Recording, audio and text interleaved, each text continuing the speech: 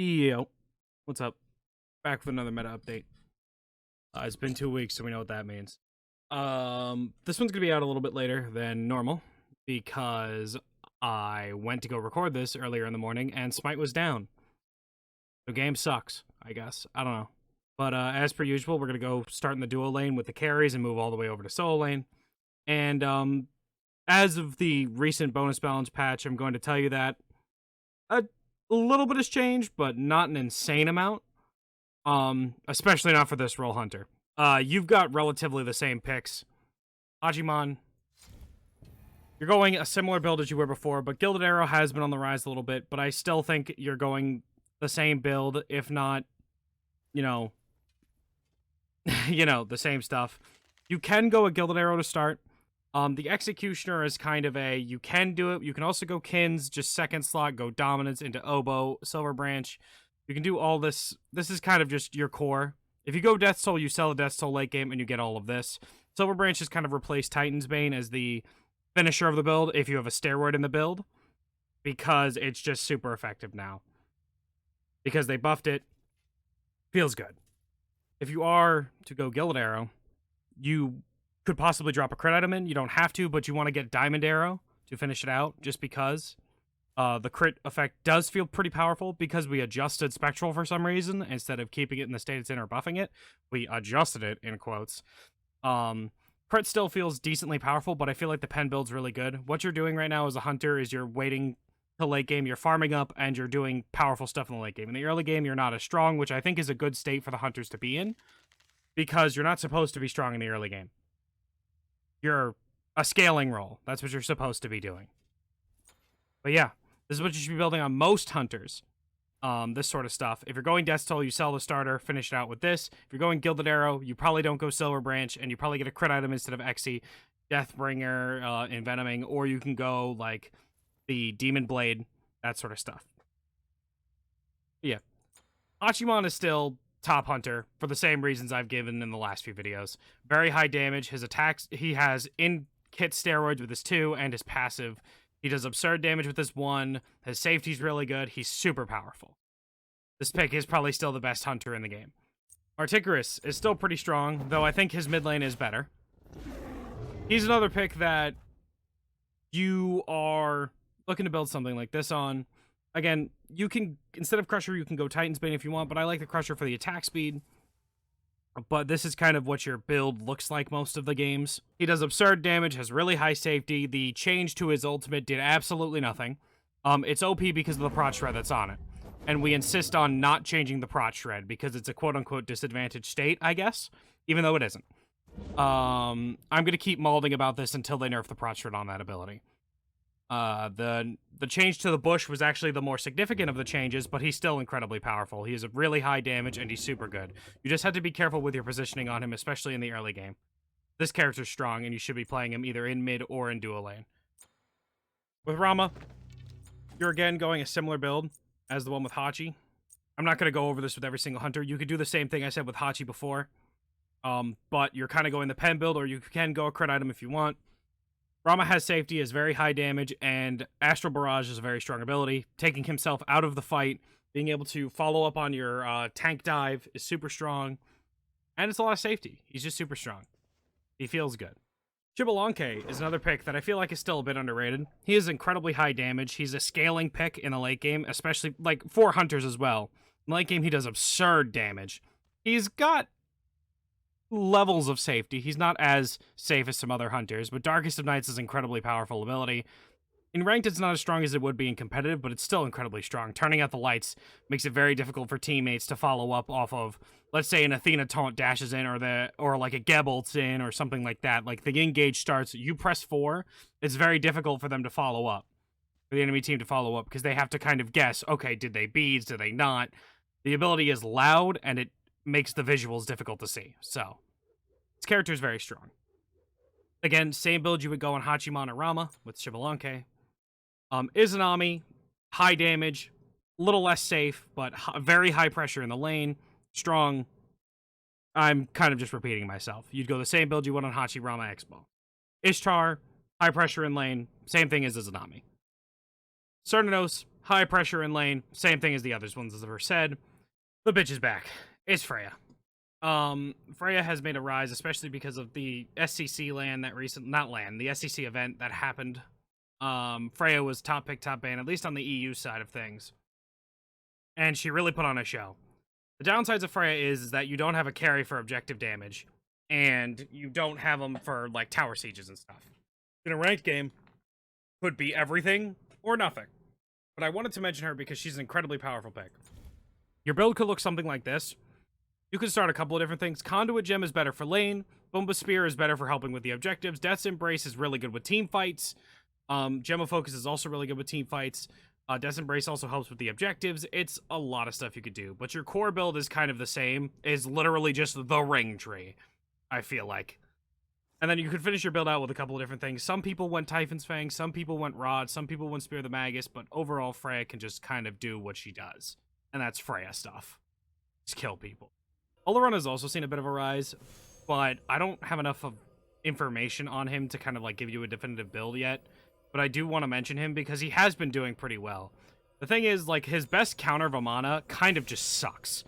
I've run it a couple times, and it's like okay into him, but I don't know. It just feels like shit.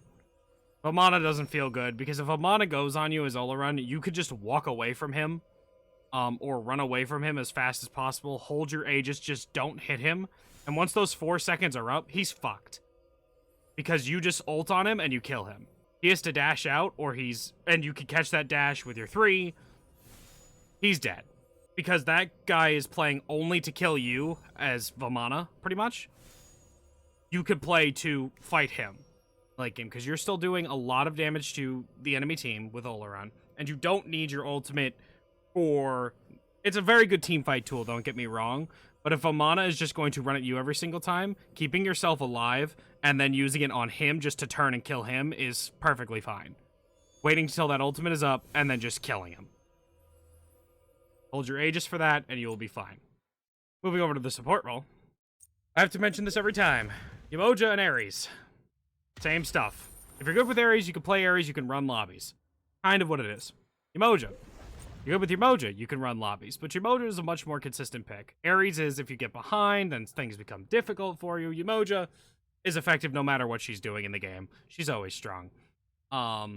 She can build a lot of different stuff. The Pridwin, the CDR, all that stuff she feels good with. Thebes, she's good. She's decent with Prophetic. She stacks it pretty easily. Ares is less good at stacking Prophetic, but Terra is another very strong pick, and Ganesha is another very strong pick as well. Ganesha's been on the rise, and he's super annoying. For most assassins and junglers to, like, dive your carries, you pressing 2, even if you're not silencing them, you're giving your carries an item's worth and then some of protections, just by standing next to them in the aura. Ganesha, the elephant, is absolutely ridiculous. If you are support and you're not playing this character, get a grip and start playing him. He is ridiculous. Dharmic Pillars does so much. You have a lot of CC. He's just super strong. The extended assist range. He can't steal last hits. He's just great. Outside of him, Terra feels pretty good. She is very consistent. Her ultimate is super strong. She's got solid CC. The only thing is, like, the danger with dashing into her pillars and stuff. But you need to just be careful with spacing out your CC. Her cooldowns are long, but she's overall a very strong pick, and she feels super solid. Maui is another pick that I've seen on the rise a bit. He feels strong. There are certain picks in the game right now that just are completely stuffed by Maui, or Maui does really good into. The Landfall, I think it's called. I don't know. Landfall is a wall. Not as on low of a cooldown as like a Ymir wall is, but adding player-made walls to the map can stuff a lot of characters. Like top mid laners like Baba Yaga right now. If you just put up a wall in front of her while she's ulting, she can't follow you. You can completely cut her off. Or if she's trying to run away from you, you can completely cut her off. There's also a bunch of solo laners right now that you can catch with your ultimate, and they can't get around it without using either their ultimate or having to commit a relic slot to getting through it. This character has a lot of things that going for him. Good pressure, decent damage, really good CC. He's super strong, and he's kind of underrated right now. Kuzubo's another pick that has been on the rise. This character has so many things going for him, and the only thing that's really holding him back is that he's a bit awkward. But if you get good with this pick, he could just run lobbies. To be honest, he could just run lobbies. Because he's so awkward to fight. His cooldowns are so short with the use of his 2. And he's just so annoying. This character lives to be annoying. He has so many things going for him. And once, like, he gets to a certain point, he feels almost unkillable, man. He is ridiculous. Outside of them, though, Kabrakan, Bacchus, Atlas, Athena, all not terrible picks. Sobek doesn't feel bad. Congratulations, Jordan_pro_T ... for winning those gems, well. But all of those picks are pretty solid. If you're gonna play a warrior support, play Horus. Don't play anybody else. Nobody else is really worth it. I'll just be plain and simple with that. No other warrior support is worth it. Horus is the only one that is. Moving over to the mid lane, Grandma. This old bitch is in the mid lane and too good for too long, right? She's got really good early clear with the double pots.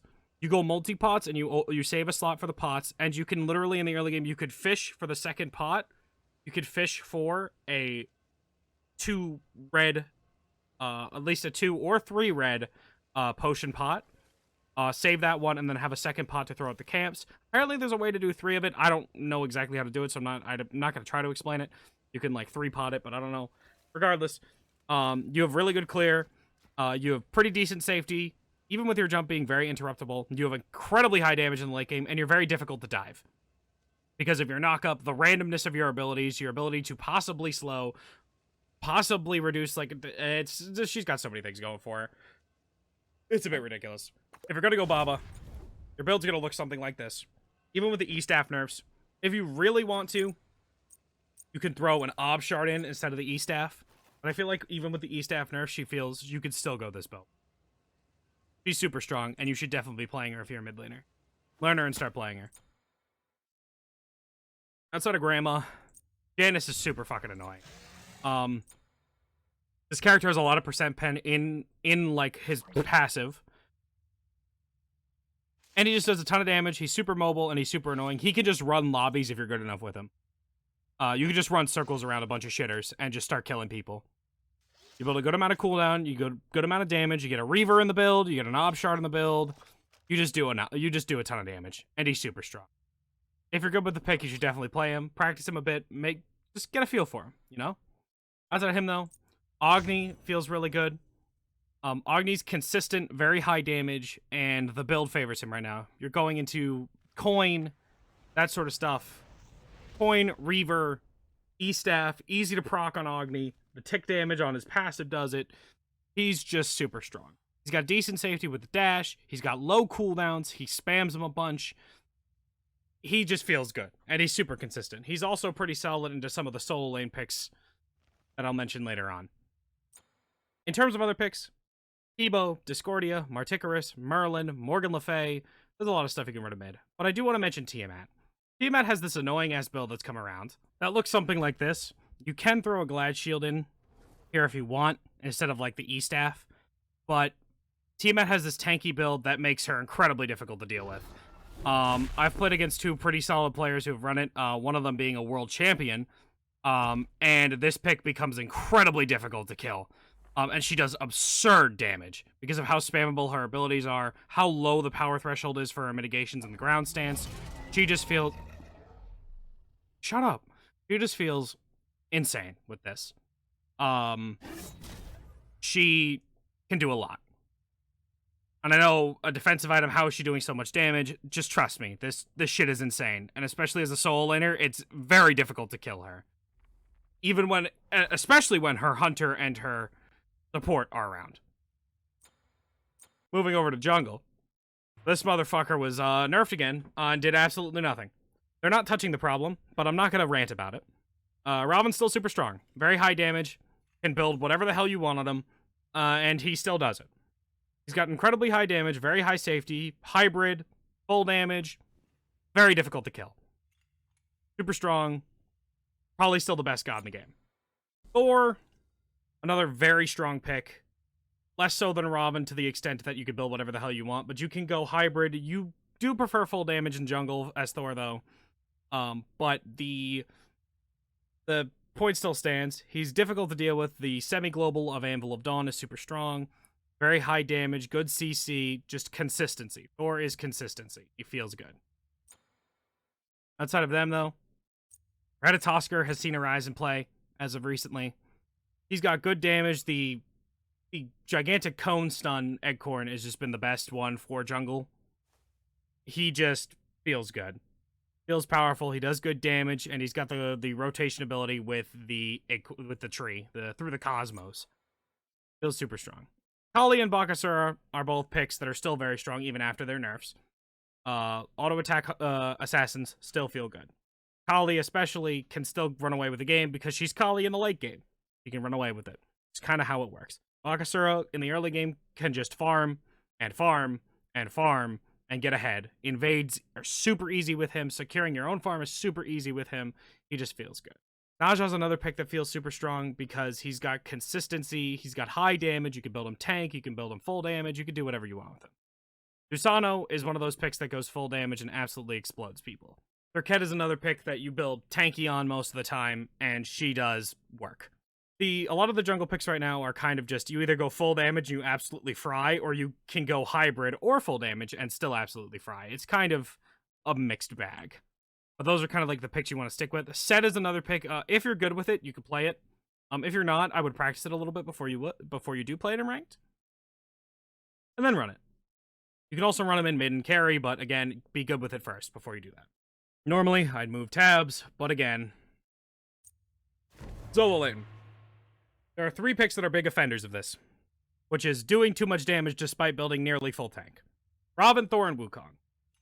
Robin and Thor have the same problem, and that is the Assassin Pen passive. Because you're an assassin and you exist as an assassin, they have the Assassin passive, which gives them flat pen for existing and leveling up as an assassin.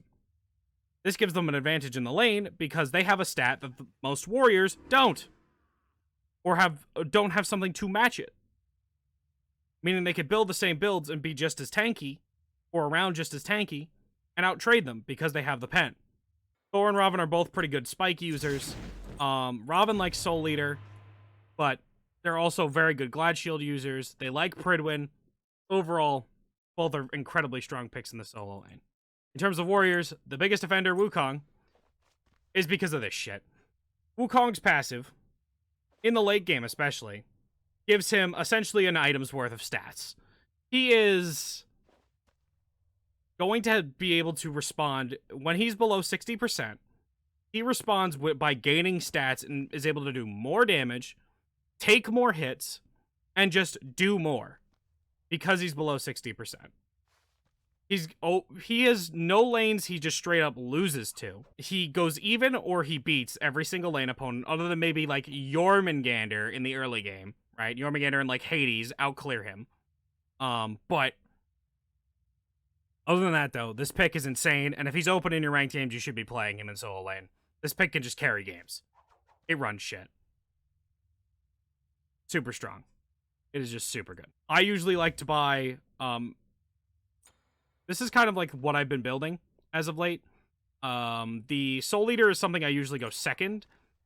Following either, if I'm against a physical, I go Glad Shield first. If not, I go Manticore Spikes first to go against the physical magical split in the jungle. Like if I'm against Jormungandr, I'll go Manticore Spikes first because they usually have a physical jungler. If it's double magical, I usually go Manticore Spikes still too because, I don't know, it's the safest. And then you follow it up with a Soul Leader, and then you finish it Glad Shield, then you get your Magical D item, and then you can get Pridwin, or if you don't want to go Pridwin, you can go other stuff. Midgardian Male is strong, you can go Spectral if their Hunter goes Crit, or if you need to go something else, you can go something else. Absolution is also not a bad option, but for Wukong, it's a bit But, yeah. Other picks in the solo lane right now that are pretty solid. Achilles, Tyr, Hercules, Cullen, all don't feel bad. Mulan's pretty decent. Shiva's not bad. Overall, we got a bit of variety. But I gotta talk about this boy, the big old worm. Jormungandr's back, and I think I talked about him last week, but this pick has a ton of pressure. And that's always what he's had. He's exuded pressure.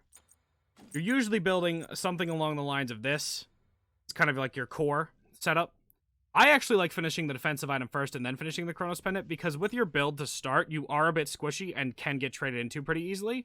And you are actually much more susceptible to ganks than you think. Just because you have wave pressure, it doesn't mean you're, like, ungankable. You are very gankable. So, keep your eyes open. Those are kind of your starting builds. You can finish out your build. You can go Manticore Spikes. You can go Committed Magical D item. You can go a bit more.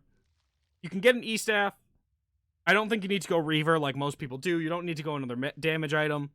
You can just focus on tank, and in the late game, you poke and you go in when you have to. Or if you get forced. In the late game, they're going to try to force your ultimate before the fight starts. So try to avoid that happening to you. But yeah, about it. If you liked the video, like, sub, share all the YouTube BS. Thanks for watching. Peace.